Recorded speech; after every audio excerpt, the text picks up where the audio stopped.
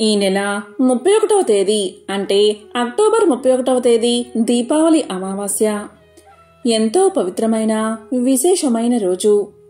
ఈ రోజు ఎవరైనా సరే పొరపాటున కూడా ఈ కూరను ఇంట్లో వండకూడదు, అలాగే తినకూడదు. తింటే మాత్రం పరమ దరిద్రం కలుగుతుంది.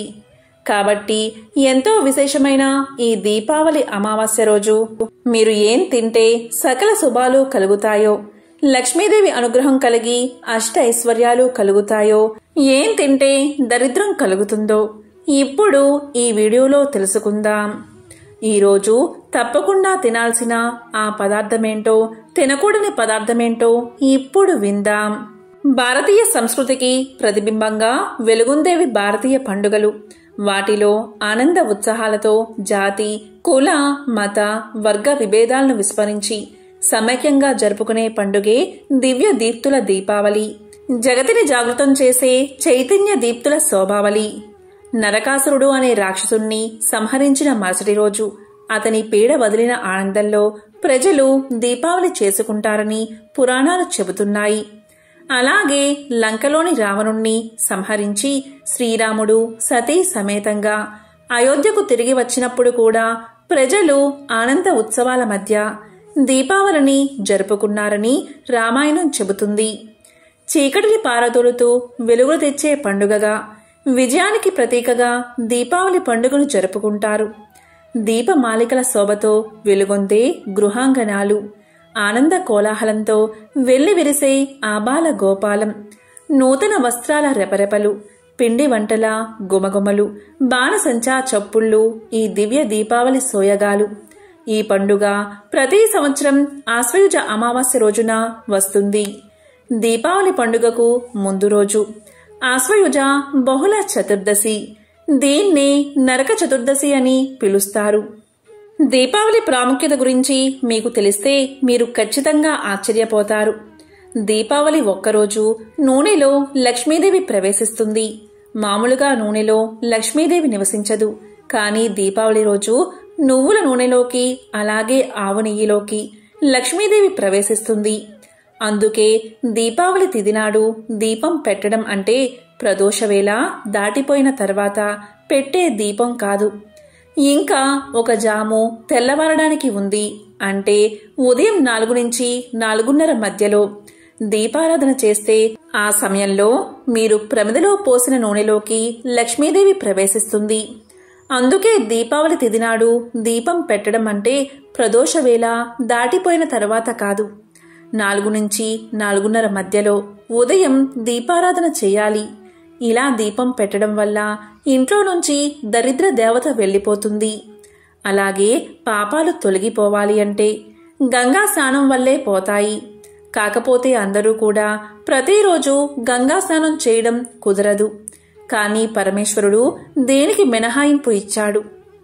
ఎక్కడైనా సరే ఏ తటాకంలో కానీ బావిలో కానీ నీరు ఉంటే చాలు. నీరు ఉన్న ప్రతి చోట ఈ దీపావళి రోజు ఆ నీటిలోకి గంగాదేవి ప్రవేశిస్తుంది. అది కూడా తెల్లవారుజాములో ఒక్కసారి మాత్రమే ప్రవేశిస్తుంది.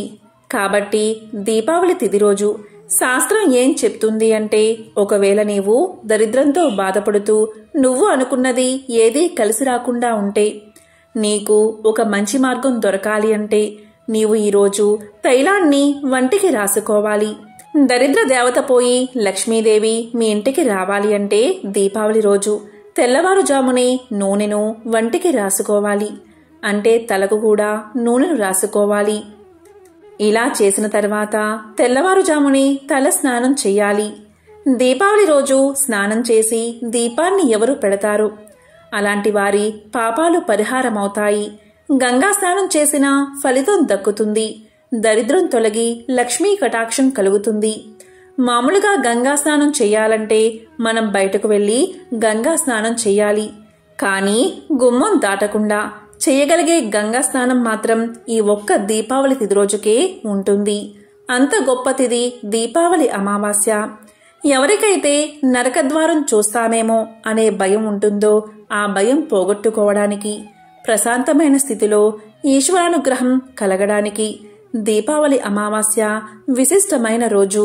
దైవిక శక్తులతో, పితృదేవతల శక్తులతో కలిసిన విశేషమైన రోజు దీపావళి అమావాస్య. ఎవరికైతే శరీరం విడిచిపెట్టిన తర్వాత నరకద్వారాలు చూడకుండా ఉండాలని కోరుకుంటారో అలాంటి వారు దీపావళి అమావాస్య రోజున ఈ విధంగా చెయ్యాలి. మీకు దగ్గరలో ఒక ఉత్తరేణి మొక్క ఉంటే ఆ మొక్క దగ్గరకు వెళ్లి మొదట్లో కొంచెం నీళ్లు పోయండి. తరువాత దాన్ని పీకే సందర్భంలో మట్టితో సహా వేళ్లతో సహా ఆ చెట్టును పైకి తీయాలి. ఇలా మట్టితోనే ఇంటికి తెచ్చుకోవాలి. ఇక స్నానం చేసేటప్పుడు ఉత్తరేణి మొక్కను తల చుట్టూ తిప్పుకోవాలి. ఇలా 3 సార్లు మీకు తగలకుండా తిప్పుకోవాలి. అలాగే మీ పిల్లలకు స్నానానికి ముందు తిప్పాలి. ఇలా తిప్పే సందర్భంలో ఇలా పలకాలి, ఈశ్వరా ఇదిగో వేలతో ఉన్నటువంటి ఉత్తరేణ్ణి తెచ్చాను. ఇది చిన్న చిన్న ముళ్లతోనూ ఆకులతోనూ ఉన్నది. అలాంటి ఉత్తరేణి చెట్టు నా పాపాలను పోగొట్టాలి. నా బిడ్డల పాపాలను, దిష్టి దోషాలను పోగొట్టి అభివృద్ధిని కలగజేయాలి. కాబట్టి ఈ ఉత్తరేణి చెట్టును నేను మళ్లీ మళ్లీ తిప్పుతున్నాను అని తిప్పుకుని పక్కకు పారేసి వెంటనే దక్షిణ దిక్కుకు తిరగాలి. దక్షిణ దిక్కుకు తిరిగి యజ్ఞోపవీతం ఉన్నవారైతే యమధర్మరాజుకు తర్పణాన్ని వదలాలి. అలా యజ్ఞోపవీతం లేనివారు ఉత్తరేణి చెట్టును 3 సార్లు తిప్పుకుని దాన్ని దూరంగా పారేసి దక్షిణ దిక్కుకు తిరిగి, ఓ యమధర్మరాజా నీకు నమస్కారం అని చెప్పి మళ్లీ ఉత్తర దిక్కుకు తిరిగి స్నానం చెయ్యాలి. ఇలా స్నానం చేసే సమయంలో వంటి మీద వస్త్రంతోనే చెయ్యాలి. వస్త్రం లేకుండా స్నానం అస్సలు చేయకూడదు. అంటే దిగంబరంగా స్నానం చేయకూడదు. చిన్న తువాలు కట్టుకునైనా స్నానం చేయాలి.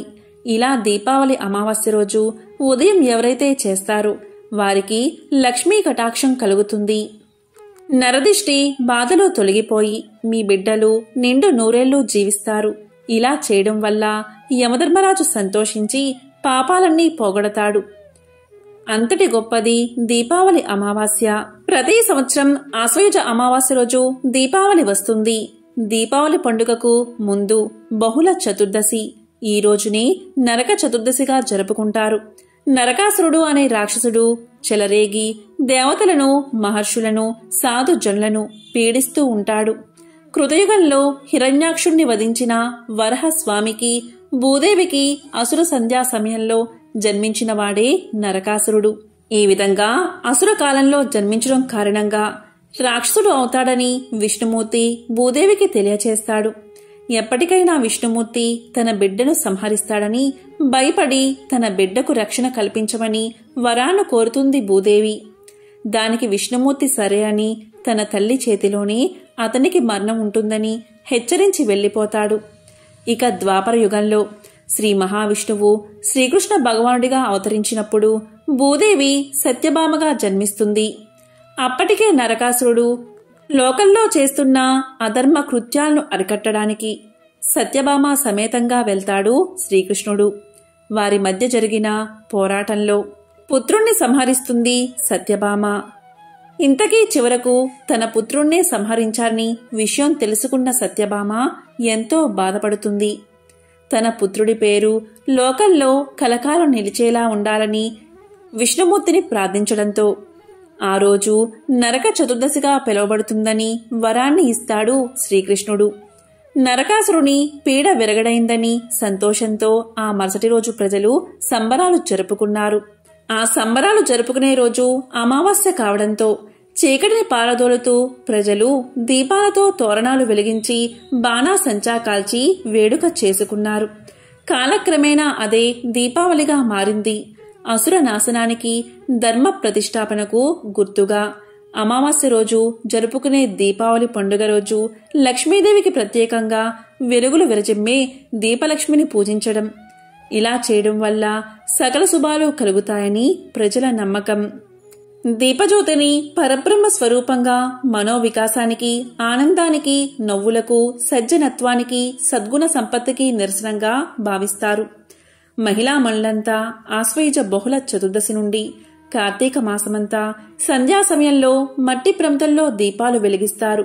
చివరకు ఈ దీపాలను ముత్తైదువులు కార్తీక పౌర్ణమికి సముద్ర స్నానాలు ఆచరించి జీవనదుల్లో వదులుతారు. ఇవి సౌభాగ్యానికి, సౌశీల్యానికి, సౌజన్యానికి ప్రతీకలుగా భావిస్తారు. పైగా ఈ దీపావళి శరదృతువులో అరుదించడం విశేషం. మనోనిశ్చతకు, సుఖశాంతులకు అనువైన కాలమిది. దీపావళి పండుగ అయినా దీపావళి రోజున మహాలక్ష్మీదేవిని పూజిస్తే సకల దరిద్రాలు తొలగి సకల శుభాలు కలుగుతాయి. ఈ దీపావళి అమావాస్య లక్ష్మీదేవికి ఎంతో ప్రీతికరమైన రోజు.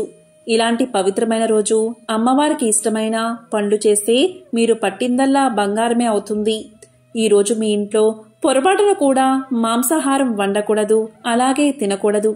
అలా తింటే పరమ దరిద్రాన్ని కలిగిస్తుంది. కాబట్టి ఈరోజు మాంసం కూర అస్సలు మీ ఇంట్లో వండకూడదు. ఈరోజు తప్పకుండా ప్రతి ఒక్కరూ ఇంట్లో ఈ పదార్థాన్ని తినాలి. ఈరోజు ఇంట్లో వారందరూ లక్ష్మీదేవిని పూజించి ఆ పూజలో ఏదైనా తీపి పదార్థాన్ని, అంటే పొంగలి లేదా పాలతో చేసిన ఏదైనా పదార్థాన్ని లక్ష్మీదేవికి నైవేద్యంగా సమర్పించి పూజ పూర్తయిన తర్వాత దాన్ని ప్రసాదంగా ఇంట్లో వారందరూ తినాలి. ఇలా చేస్తే చాలు, అమ్మవారి సంపూర్ణ అనుగ్రహం మీకు కలుగుతుంది. అష్టైశ్వర్య భోగ భాగ్యాలు కలుగుతాయి. ఓం శ్రీ మహాలక్ష్మియే నమః. ఓం శ్రీ మాత్రే నమః.